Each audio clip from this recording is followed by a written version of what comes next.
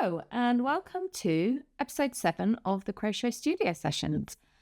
This week I am going to give you a very behind the scenes look at what's going on. I don't have anything finished to show you for reasons that will become apparent. So this week is more of a kind of week in the life, except it's not in the week in the life because we've had Easter. So in the UK we get an extra long weekend. We get a public holiday on the Friday and the Monday, so we've had 2 long weekends, which has been glorious. And then later this week, or the day that this goes public, or publishes, that sounds a bit grandiose, this goes public. The day I publish this, I will be wheedling my way up to Scotland to go to the Woolly Good Gathering in Edinburgh, which I'm very excited about. So shall we have a look at what's been going on for the last week? So, little whip update. So you've all seen my fluffy sweater by now, and I have enjoyed making those variations so much that I am already working on a cardigan version. So I don't know if you remember me showing you some different pink yarns. I had that bright pink tank top version that I was going to do a contrasting edge, and I had a couple of pinks that I was looking at the edge. Well, the pink I didn't use for the edge, I'm using now. Look at that. It's like, I mean, my nails are kind of bubblegum pink, but this is like a dreamy version of that. And this is how far I have got with the cardigan version. So you may ask, what on earth part of the cardigan is that? It's a sleeve. Doesn't look like a sleeve, but the way I'm making this cardigan, I just got fluff up my nose. The way I'm making this cardigan is one piece. So it's going to be one piece from side to side. So this is going to fold over like that to be the sleeve. So I'm probably up to about there. It's not going to be a full length sleeve. I like these sort of 3/4 lengths. So that will join. So essentially I'm going to work it up to the shoulder.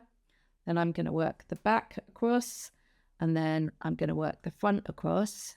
Then I'm going to start on the other front as a separate piece, and then when it gets to the other shoulder, I'll join it all together with the back and then do that other sleeve. So it's a little bit different of a construction, but it essentially minimizes sewing. So by the time I'm finished, the only seams I'm going to have is going to be along the arm and down the side. And because this fabric is so kind of, it's not see-through, but it's kind of see-through.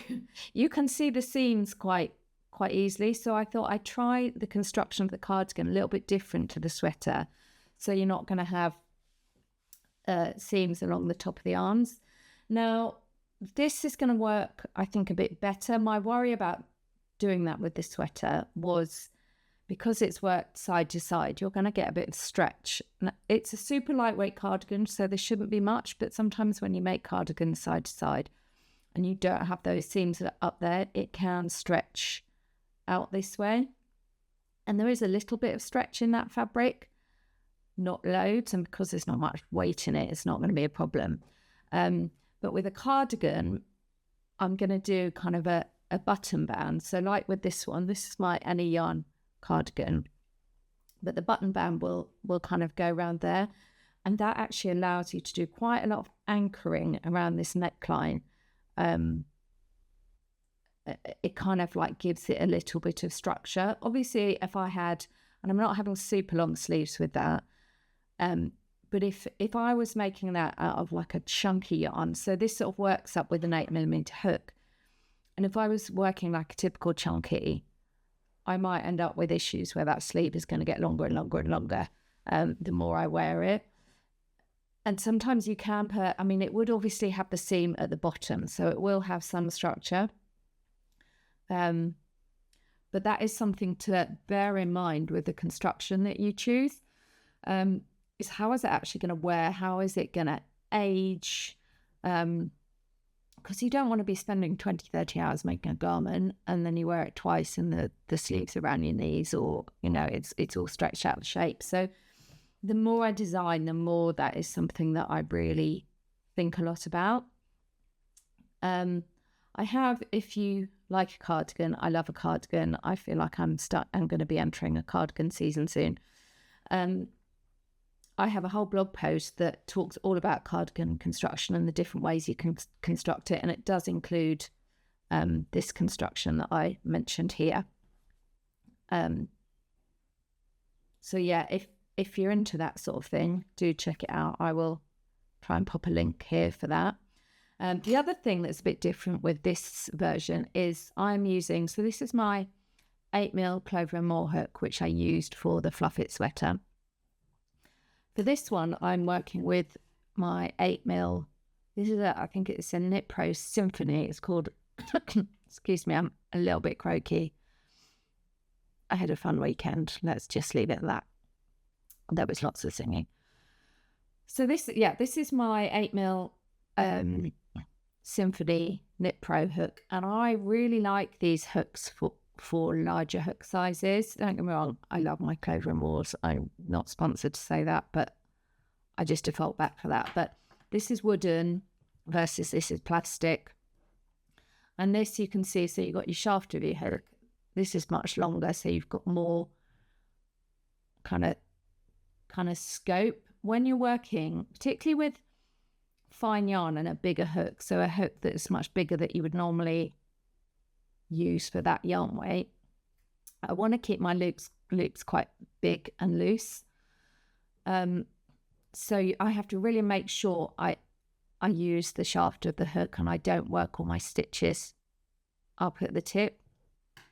And with this one, and because I'm using post stitches, I thought I'd experiment with this just to see if it helps me keep consistent gauge. And I'm really enjoying working with this. I really like wooden hooks for larger hook sizes anyway. I find them quite light. This is like, it's really smooth, so there's no friction, there's no splintering or anything like that on this hook. And it also has a slightly sharper tip, which you can hopefully see. And when you are working post stitches, this is really good to like dig in quite easily. So I'm getting really well with this for this project. And I just thought it was worth mentioning. Hold please.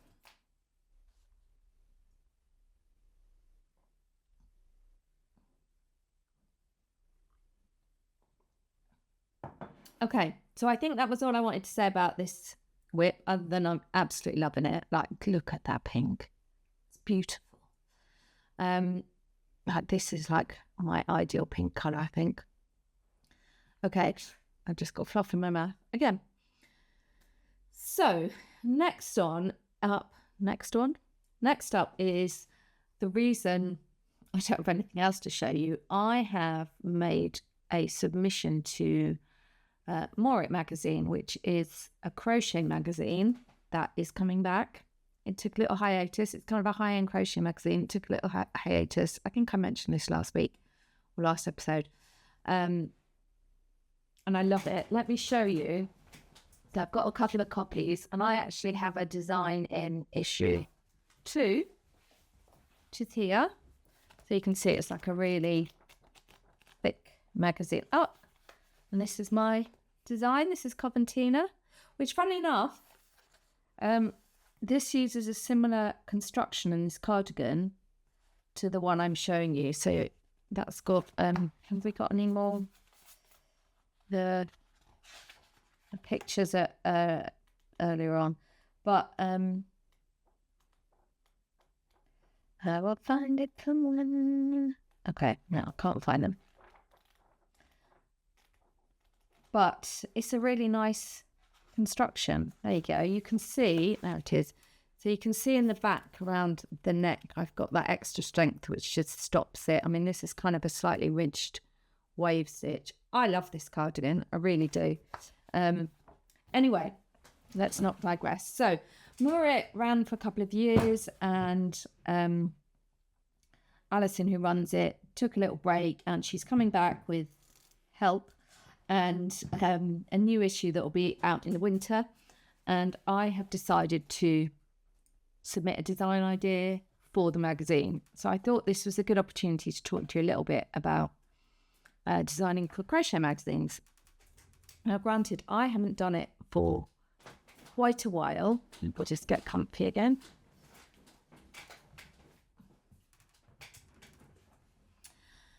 So I haven't designed for a magazine for quite a while, but I really enjoy it, and I kind of missed it. When I was early on in my career, I did quite a few designs for Inside Crochet magazine, which is a British crochet magazine, which I love. I love the styling, the photography, the team behind it are amazing. And it's just so difficult when you're designing because you only have so much capacity to design so many things. And I always have ideas of I want to make it, get it out, bosh, not get on to get it out the way, but I just have so much that I want to get to. You kind of have to really prioritize it.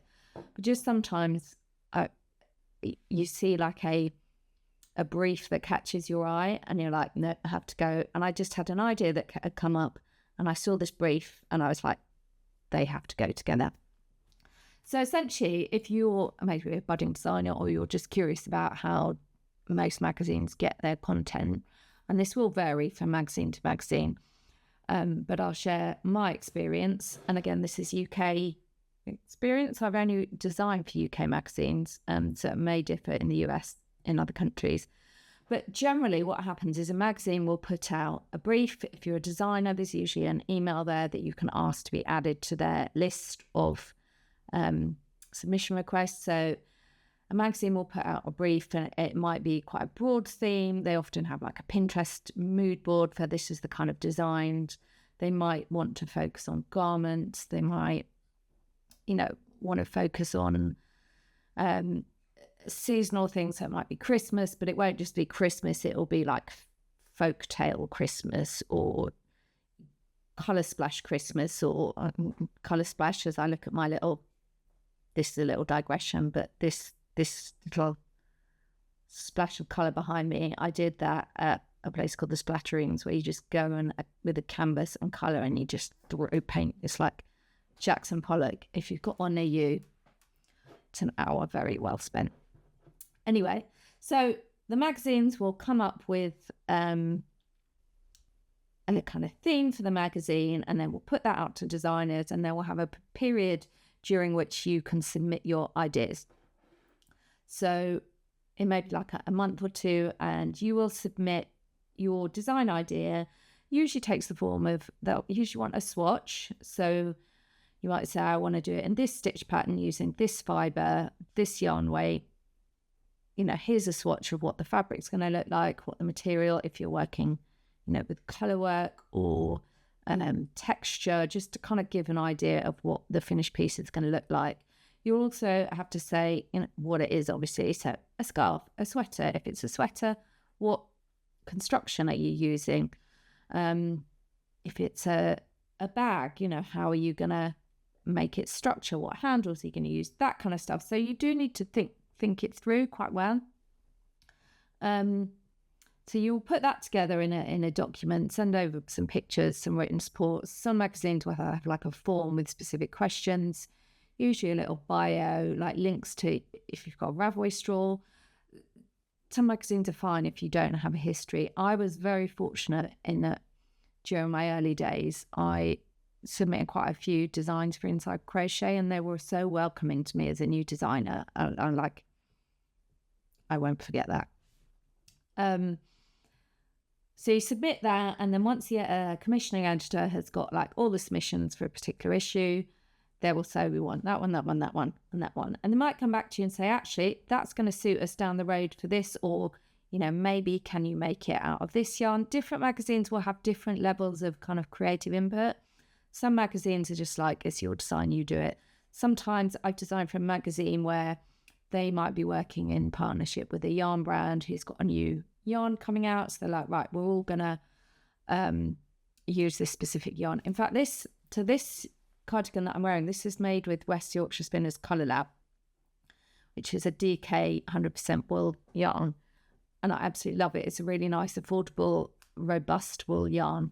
And back back in the day, and it was a different magazine. It wasn't Inside Crochet, but I submitted a cushion. It was a cushion idea, and they were having a special supplement with West Yorkshire Spinners with the launch of this yarn.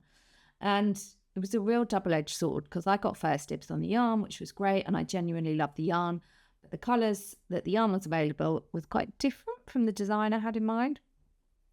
So it didn't quite turn out how I had it in my head, just because the tones were different.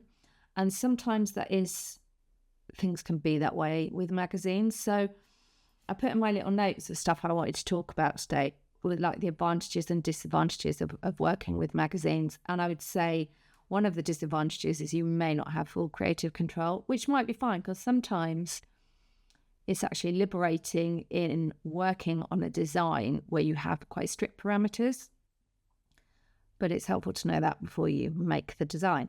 And if you're going to have your name on something, I think you have to think about how you would feel about that. If you're submitting to a magazine and you do a submission, they come back and say, yeah, great, but we want you to do it in this, and this, and you know that that's not what you want, then you have a decision to make about whether you want to progress with it. And it's really hard, because it's hard to say no.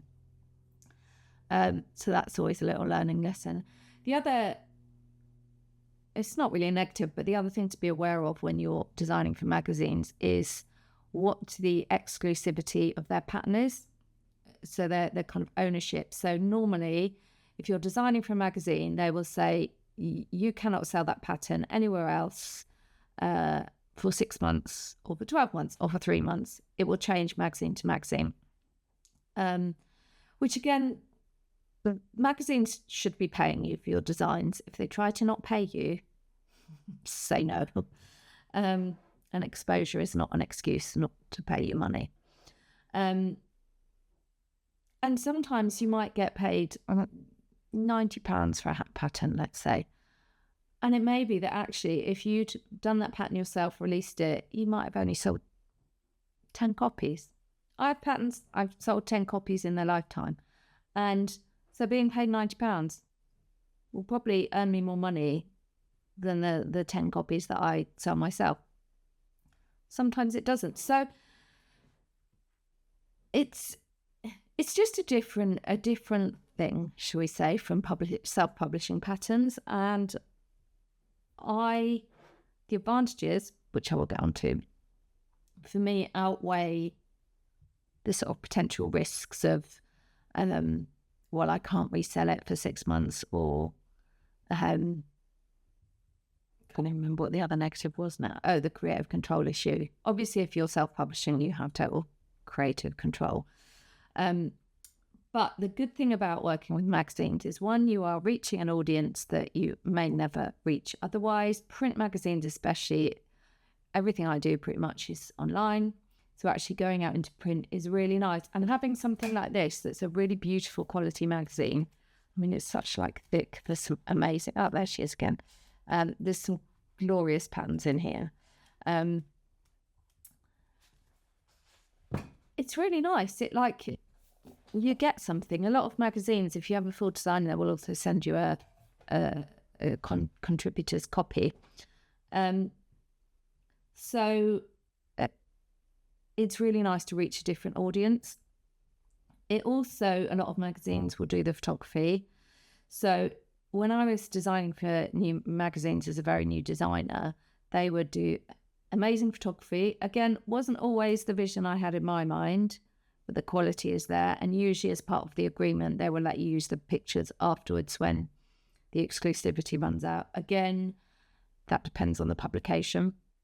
And do make sure, if you're doing a submission, that you understand what is going on with your rights. And also whether the magazine can republish your pattern down the road in like sister publications in different countries, that sort of thing. It's always good to be aware of that, and that will usually tally up with the amount that you get paid. So if they have exclusive use of that pattern forever and you can't republish it, you should expect a higher fee from if they keep the rights for 6 months and then you both have the rights to sell it.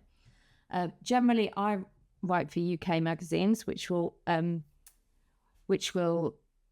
sell patterns in UK terms, but all my self-published patterns are done in US terms. So I'm kind of selling a different pattern. So there's some work for me to do to convert it to US. So it's sort of the same, but offering different things. But yeah, the photography is great. And also they will tech edit, or they certainly should tech edit the pattern for you. Again, the terms that different magazines use are different. Generally, there's no testing. Certainly the magazines I've worked with, I've not pattern tested. I mean, pattern testing is maybe a topic for another episode, but I generally don't test my patterns unless it's a kind of new construction type thing or something that's new to me as a designer. I think because I've published a lot of patterns now, I kind of am happy with where I am in terms of how I write them, that they're clear, they're understood, which is what testing is for me. Tech editing is a different thing. Tech editing for me is much more important than testing, certainly at my stage. But, you know, when you're starting out as a pattern writer particularly, and you're much more prone to make the mistakes that you learn about with experience, like having some like paid for tech editing, so it's not coming out of your pocket, is really valuable. So that was a really useful thing, especially when things come back and you're like, oh, I hadn't thought about it that way. And a lot of magazines will have their own style guide, so they will have a certain way they expect you to write a pattern.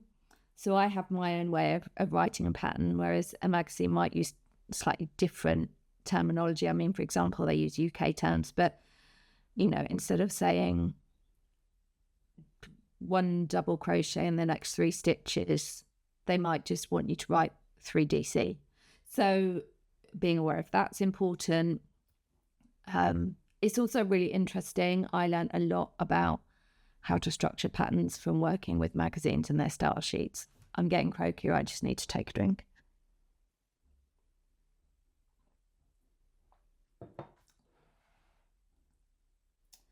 So, just checking my notes. I think I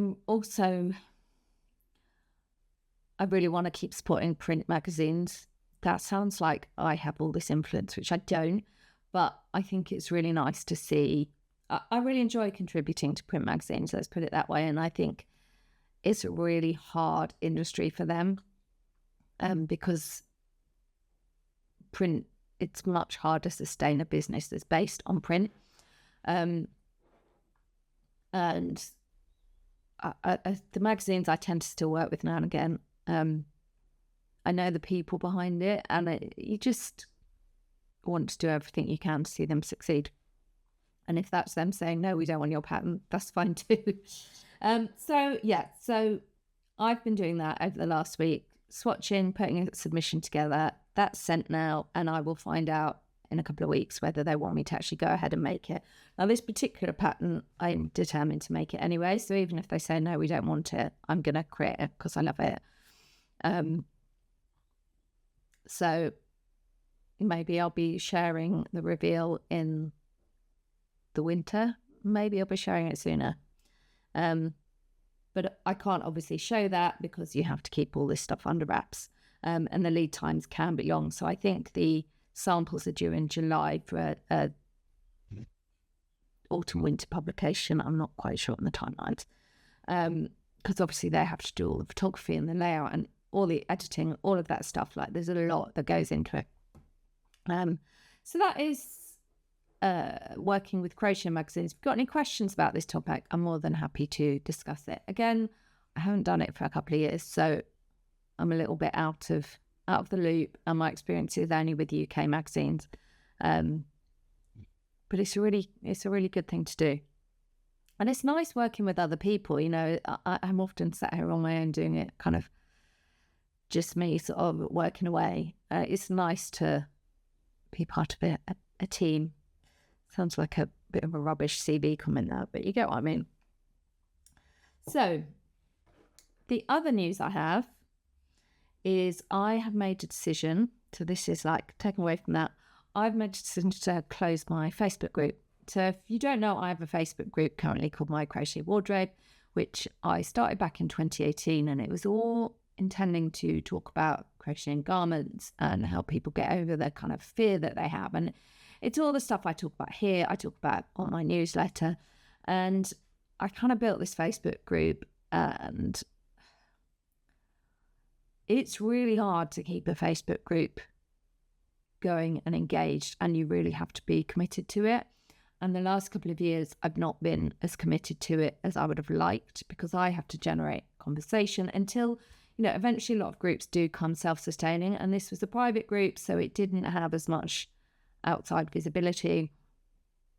And I have various thoughts about meta in general, which I don't need to go into. Everybody can make their own minds up about that. And I just feel in me as a designer and content creator and marketer and editor and writer and photographer and all the different things that you need to do, I can't do it all. And the things that I do, I want to really feel committed to. Obviously, I've started this podcast this year, which I really enjoy it as a way to communicate. So I've been umming and ahhing about this for like 2 years, and I feel a bit like I've been going through the motions with the group, and I just don't feel like it's adding value anymore. So, and I announced this in the group last week, but later this week, I will archive the group. If you remember, it'll still be visible. So anything you've seen, or maybe saved before, because there was a lot of kind of knowledge-based posts and stuff in there, that will still be there. I think I need to check. But it'll just be archived, so there'll be no new content there. But you should be able to go back and look at the old stuff, should you wish. So that's a bit of a change. And I feel like it's the right decision. And I think the last 6 months or so in this business, I have been asking myself the question of, am I a designer or a content creator? Now, obviously, I'm both, because to be seen, you have to be both. And I've actually really enjoyed starting to create content for YouTube, whereas for Facebook and so forth, I just found it all a little bit of a chore. And I think you can tell when that comes through. So it just felt like the right decision. And yeah, I can do anything, I can't do everything. And being aware of your finitude will stop me like hitting burnout or getting, demotivated with the whole thing. So it's about making my life simpler and also giving you quality. So that, I'm actually going to make it under half an hour this week. Wow. That's me done for this week. I am, like I say, heading up to Edinburgh this weekend for Woollygood Gathering. So the next episode, I'm hoping, is going to be a little bit of a video diary of my little adventures, and I can share all my yarn show joy with you. So thank you for watching. As always, any questions, comments, drop them below, and I'll see you in a couple of weeks. Bye.